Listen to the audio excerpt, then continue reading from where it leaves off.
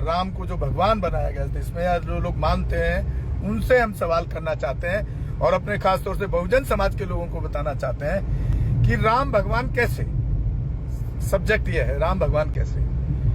तो जिस तरह की उनकी रामायण की हिस्ट्री और पूरा इतिहास जो हमें बताते आए, जो हम पढ़ते आए, जो दिखाया गया, चाहे वो टीवी के माध्यम से हो, चाहे वो महर्षि या तुलसीदास कोई से ने भी जो रामायण लिखी, किसी की भी उसमें हम बात करें तो उसमें मेनली तो जो सब्जेक्ट निकल के आता वो यही है कि रावण सीता को उठा के ले गए। सीता को उठा के ले गए तो सीता के पीछे युद्ध होता है दो देशों के बीच में, श्रीलंका और भारत के बीच में। तो पहली बात तो यह कि जब दो देशों के बीच में युद्ध होता है तो एक देश को हानि नहीं होती, दोनों देशों को हानि होती है। और ये संदीप भाई जो पूर्व मंत्री हैं, अभी हमने जो राजेंद्र पाल गौतम जी की जो रैली का प्रोग्राम था उनसे हमने एक बड़ा ही कठोर सवाल किया। बहुत मैं समझता हूं कि ऐसे सवाल बहुजन मीडिया में, जो बहुजन मीडिया लोग चैनल चलाते हैं, ऐसे लीडर से, ऐसे नेताओं से जरूर करना चाहिए। और जिसका एक बहुत अच्छा जवाब उन्होंने हमारे चैनल को दिया और उसी रास्ते पे वो चल रहे हैं, तो मैं धन्यवाद करना चाहता हूं एडवोकेट संदीप कुमार पूर्व मंत्री। तो हमने उनसे पूछा था कि सर आपके नाम के पीछे संदीप कुमार वाल्मीकि लोग क्यों बोलते हैं आपको, या आपने लगाया है, क्यों आपको वाल्मीकि कहा जाता है? तो उन्होंने बड़ा जबरदस्त जवाब दिया कि भाई ना मैं वाल्मीकि हूं, ना मैं वाल्मीकि ऋषि को मानता हूं, मैं सिर्फ एक बुद्धिस्ट हूं। ये लोगों ने, बहुजन समाज के लोगों ने या किन लोगों ने क्यों लगाया मुझे खुद समझ नहीं आता है।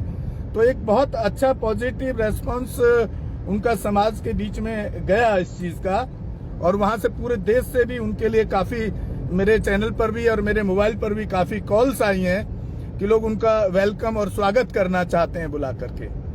तो एक इस तरह के सवाल हमारे बहुजन मीडिया को करना चाहिए। संदीप जी, भाई जी मैं लाइव पे हूँ फेसबुक पे, और आपकी जो स्टेटमेंट है उस पर भी मैं लोगों को लाइव पर बता रहा हूँ सर। और हम साथ में हैं आपके, और इस मुहिम को पूरे देश के अंदर फैलाने की कोशिश करें, किसी के ऊपर ना रहे, ना दबाव बनाने की जरूरत है, मैं ऐसा मानता हूँ। ठीक सर, जय भीम, जय संविधान साहब। राम को जो भगवान बनाया गया था इसमें या जो लोग मानते हैं उनसे हम सवाल करना चाहते हैं और अपने खासतौर से बहुजन समाज के लोगों को बताना चाहते हैं कि राम भगवान कैसे, सब्जेक्ट ये है राम भगवान कैसे। तो जिस तरह की उनकी रामायण की हिस्ट्री और पूरा इतिहास जो हमें बताते आए, जो हम पढ़ते आए, जो दिखाया गया, चाहे वो टीवी के माध्यम से हो, चाहे वो महर्षि या तुलसीदास कोई से ने भी जो रामायण लिखी, किसी की भी उसमें हम बात करें तो उसमें मेनली तो जो सब्जेक्ट निकल के आता वो यही है कि रावण सीता को उठा के ले गए। सीता को उठा के ले गए तो सीता के पीछे युद्ध होता है दो देशों के बीच में, श्रीलंका और भारत के बीच में। तो पहली बात तो यह कि जब दो देशों के बीच में युद्ध होता है तो एक देश को हानि नहीं होती, दोनों देशों को हानि होती है। ये हो सकता है कि जो देश ज्यादा मजबूत होगा उसको हानि कम होती है, और जो देश ज्यादा मजबूत नहीं होगा आर्थिक तौर पे या सामाजिक तौर पे या अपने रक्षा के साधनों के तौर पे, उसको ज्यादा हानि होगी। तो इसमें ये जो युद्ध किया गया राम के द्वारा, ये सीता के अपहरण के अलावा कोई दूसरा, इसमें कोई दूसरा मीनिंग ही नहीं है। तो सबसे बड़ी बात तो है कि राष्ट्र से कैसे जुड़ा, राष्ट्र के लिए राम भगवान कैसे हो गए भाई। जब आप मेरी अगर घरवाली को कोई चुरा ले जाए या छीन ले जाए या भगा के ले जाए, तो क्योंकि मेरे बाबा साहब भीमराव अंबेडकर ने संविधान में आज कानून लिख दिया, तरीका बता दिया गया। चंद्रशेखर भाई हमारा जब न्याय दिलाने के लिए निकलता है 100 गाड़ियों के काफिले के साथ, तो मेरा सवाल उन पर भी है एक, कि वो जाकर के उस परिवार से मिलते हैं, कई हजार लोगों के साथ मिलते हैं। और मैं समझता हूं कि एक गाड़ी जब 500 किलोमीटर चलती है किसी को न्याय दिलाने के लिए, तो कम से कम 10,000 का उसके अंदर पेट्रोल खर्च होता है। तो वो 100 गाड़ी के काफिले से ना जा करके और एक गाड़ी के साथ में 4 से 6 आदमी के साथ जाएं और वहां के एसएसपी डीएम से बात करें कि भाई अकॉर्डिंग टू संविधान, अकॉर्डिंग टू कॉन्स्टिट्यूशन ये हादसा हुआ है हमारे समाज के साथ, ये बदतमीजी की गई, इसके हिसाब से ये एक्ट लगता है। तो अगर 100 गाड़ियों में 10,000 का पेट्रोल एक गाड़ी में लगता है तो 100 गाड़ियों में 10 लाख का पेट्रोल खर्च होता है। तो भाई फिर आप अगर एक गाड़ी से जाएंगे तो 9,90,000 रुपए आप उस परिवार को जाकर के दे के आ सकते हैं जो आपने गाड़ी के पेट्रोल में खर्चा किया, जिससे बाद में वो परिवार एक अच्छा वकील कर सकता है और अपने घर की आर्थिक स्थिति को मजबूत कर सकता है। तो भाई अगर ईमानदारी से काम करना है तो जो ये शोशोबाजी का जो गेम है, राजनीति जो शोशोबाजी का गेम है, जिससे उनकी राजनीतिक दुकान जो है इन लोगों की, जितने भी ये नेता हैं इनकी दुकान बढ़ती है सिर्फ। तो ये इस तरह के सवाल हैं जिस पर समाज को भी सोचने की जरूरत है कि वो जो ईमानदार लोग हैं उन ईमानदार लोगों को आगे बढ़ाएं ईमानदारी से, ताकि वो समाज को जो अच्छा काम न्याय दिलाने के लिए अच्छा काम कर रहे हैं और जो बुद्धिज्म के लिए खास तौर से काम कर रहे हैं। क्योंकि मेरा मानना है जब तक, जैसे कि बहुत सारे लोग अभी बोलते हैं कि भाई बुद्धिज्म अपनाने से, बुद्धिज्म को दीक्षा लेने अपनाने के बाद भी जो दूसरा मनुवादी समाज है वो हमें आज भी दलित ही कहता है या उसी कैटेगरी में देखता है। तो ये बात बिल्कुल सही बात है कि आज की डेट में अगर आप बुद्ध धर्म की दीक्षा लेते हैं तो बीइंग द टाइमिंग, थोड़े टाइम के लिए आपको, एक पीढ़ी तक आपको ये रहेगा कि आपको लोग उसी नजर से देखेंगे। लेकिन अगले आने वाली पीढ़ी और उससे अगले आने वाली पीढ़ी जब आप बौद्ध धर्म की दीक्षा लेंगे तो कब तक अपने दादा के बारे में बताएंगे किस जाति से पैदा हुए हो आप। तो डेफिनेटली जो आपकी नेक्स्ट टू नेक्स्ट पीढ़ी होगी वो बुद्धिस्ट ही कहलाएगी, ना वो दलित कहलाएगी, ना वो जाटव कहलाएगी, ना वो चमार कहलाएगी, ना वो वाल्मीकि कहलाएगी। ये आपको, लेकिन इसमें क्योंकि कई हजार साल से आप उस चीज को ढो रहे हैं और कितने हमारे बहुजन समाज के कितने हमारे ऐसे जो महापुरुष हुए हैं जिन्होंने इस तरह की कोशिश की है, जिसमें पेरियर साहब हैं जिन्होंने ईश्वर को ही नकार दिया, बुद्ध ईश्वर को नकारते हैं, या सावित्रीबाई फूले हैं जिन्होंने, मैं लगभग बीपी मौर्य को भी मैं सुनता था, मैं प्रकाश राव अंबेडकर साहब को भी सुना, आरपीआई के जोगिंदर कवाड़े को सुना, उदित राज को भी सुना, रामविलास पासवान के घर भी गया, उदित राज के घर भी गया, कई बार इन लोगों को कई स्पीचों में स्पीच सुनी इनकी।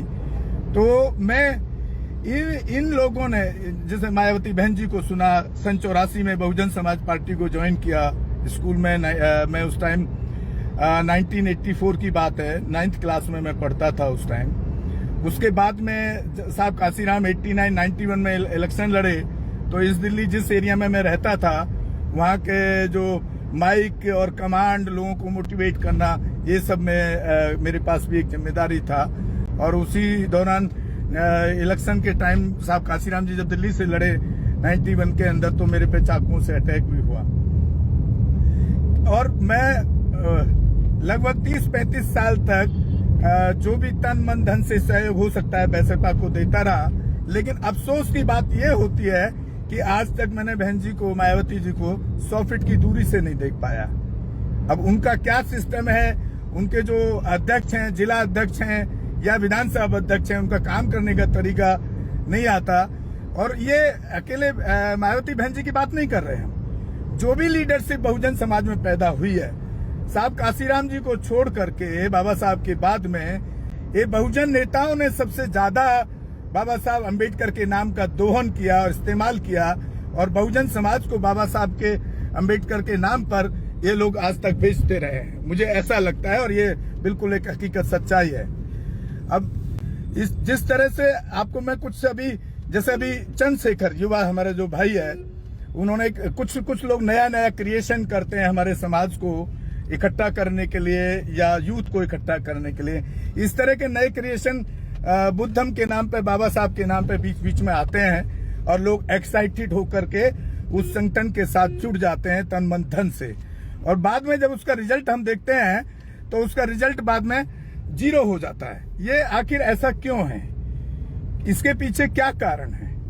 एक व्यक्ति किसी भी संगठन का स्वयंभू बन करके अपने बड़े बड़े गाड़ियां, बड़ी कोठियां, बड़े बंगले, बड़े सोफे, बड़े टीवी घर में लगा लेता है और समाज वहीं के वहीं दिखता है।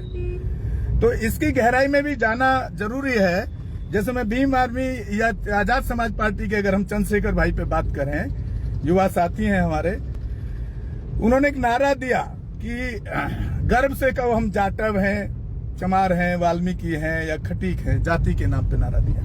तो भाई बाबा साहब भीमराव अंबेडकर के कौन से लिटरेचर में जाति मजबूत होने। सभी साथियों को मेरा जय भीम, जय संविधान, जय भारत, नमो बुद्धाय। मैं आज अंबेडकर नेशन चैनल और यहाँ मेरे साथ में हैं बहुजन समाज की पूरी एक 4 लोगों की टीम वहाँ जा रही है गांव में, और दिल्ली से हम लोग निकले हैं अभी, जिसमें दीपक जी हैं। दीपक जी आगे आए, थोड़ा इधर आइए। ये दीपक जी हैं दल्लूपुरा गांव से, जो दिल्ली के अंदर ही है, और उनके पीछे बैठे हैं मिस्टर सुरेंद्र जी, जो कैमरा लेके बैठे हुए आपको दिख रहे होंगे। ये भी हमारे साथ हैं, ये यूपी से ये भी बिलोंग करते हैं बट रहते दिल्ली में हैं। और इधर जो हमारे भाई, छोटे भाई जो गाड़ी ड्राइव कर रहे हैं, वो भी दल्लूपुरा गांव से हैं, जीतू उर्फ जितेंद्र जी। ये सारे बहुजन समाज के मिशनरी साथी हैं, जो कहीं ना कहीं बहुजन मूवमेंट के लिए हर समय तत्पर, आर्थिक सहयोग से लेकर के तन मन धन सभी चीज में सहयोग करने वाले लोग हैं, जो हमारे साथ लगातार जुड़े रहते हैं। तो साथियों, कुछ बहुजन मूवमेंट के मुद्दों पर आप लोगों से मैं बात करना चाहूंगा। अभी मैंने अपनी पूरी टीम से आपको सबसे परिचय करा दिया है। कुछ मुद्दे हैं, कुछ विचार हैं जिन पर हम बात करेंगे, और मैं अपनी राय रखूंगा, और आप अपने कमेंट बॉक्स में जाकर के अपनी राय जरूर दें हमें, कि मैं जो आपको चीजों पर डिस्कस कर रहा हूं या बताने वाला हूं वो कितनी कहां तक जायज है। तो साथियों, सबसे पहले तो मैं अपने चैनल के बारे में थोड़ा आपको बता रहा हूं। मेरा जो चैनल है पूरे देश के अंदर जहां भी पूरे देश के अंदर बहुजन समाज में SC ST OBC माइनॉरिटी और जितनी भी महिलाएं हैं, वो सब उसके अंदर समाज में वो लोग आते हैं। तो इन लोगों पर जहां भी पूरे देश के अंदर कहीं भी शोषण या अत्याचार होता है, अंदर कहीं पर भी बहुजन समाज के साथ कोई भी एट्रोसिटी होती है या किसी भी महिला के साथ अत्याचार या शोषण होता है, वहां पर मैं वहां के जो जिम्मेदार जो अफसर हैं, चाहे वो कोई DM हो या SSP हो या वहां के CO हो या SP हो या वहां के SDM हो, उनसे वहां पर बात करता हूं, क्योंकि इलेक्ट्रॉनिक मीडिया एक बहुत बड़ी ताकत होती है। और उस पर वो फिर जब मेरा फोन जाता है तो उसके बाद वो लोग उसमें अगर FIR होनी है तो FIR भी करते हैं, या अगर कहीं किसी ने चोट पहुंचाई है हमारे बहुजन समाज के किसी व्यक्ति या महिला के साथ, कुछ भी इस तरह का हुआ है, या जातिवादी सूचक शब्दों के साथ जिस तरह के भद्दे कमेंट्स मनुवादी लोग करते हैं, तो वो मेरे फोन जाने के बाद उसमें एक्शन होता है। ऐसा इतना मुझे मालूम है कि किस तरह से इन अफसरों से बात करनी चाहिए, या उसके अंदर जो एक्ट लगना चाहिए वो एक्ट क्या लगना चाहिए, उस पर भी वो एक्ट को वो लगाते हैं। रोको मत, हमें टोको मत, हमें आगे बढ़ते जाना है। जय भीम का नारा लगाना है, जय भीम का नारा लगाना है, जय भीम, जय भीम। अंबेडकर नेशन चैनल आर्थिक समस्या से गुजर रहा है।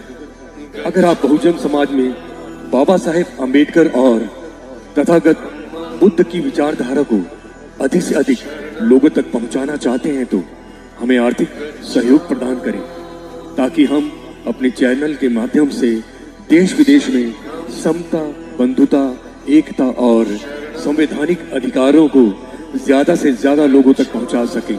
आप अपनी सहायता राशि नीचे लिखे खाते में जमा करा सकते हैं।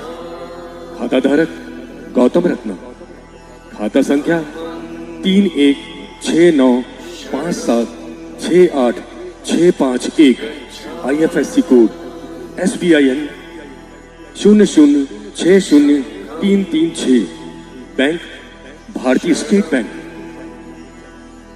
आप हमारे बैंक खाते का विवरण स्क्रीन पर भी देख सकते हैं। Hello friends, hi everyone, welcome to Rose Cinema. Rose Cinema पे आपका स्वागत है। जहां आपको देखने को मिलेगा hosting, hosting, action, comedy, suspense, sting, untold story. हमारे चैनल रोज सिनेमा को लाइक, शेयर एंड सब्सक्राइब करना मत भूलिएगा। भूलिएगा। मैं गौतम रत्ना आपका बहुजन फिल्म प्रोडक्शन में स्वागत करता हूं और आप हमारे प्रोडक्शन हाउस के अंदर अपना कैरियर बना सकते हैं as a film director, as a producer and actor and actress and editor and cinematographer also. अगर आपको फिल्म से रिलेटेड कुछ भी प्रोजेक्ट आपको बनवाना है तो हमारे पास में पूरा सेटअप है, जिसमें फिल्म कैमरा है, शूटिंग लाइट्स है और एडिटिंग है। सारा A to Z एक ही जगह पर आपको हमारे यहाँ पर मिल जाएगा। तो दोस्तों, आप हमें कांटेक्ट कर सकते हैं हमारे नंबर्स पर 9810085714 और 8510005714। हमारे वेबसाइट पे विजिट कर सकते हैं www.filmserviceindia.com और हमें मेल भी कर सकते हैं gautamfilmsproduction@gmail.com पर। धन्यवाद।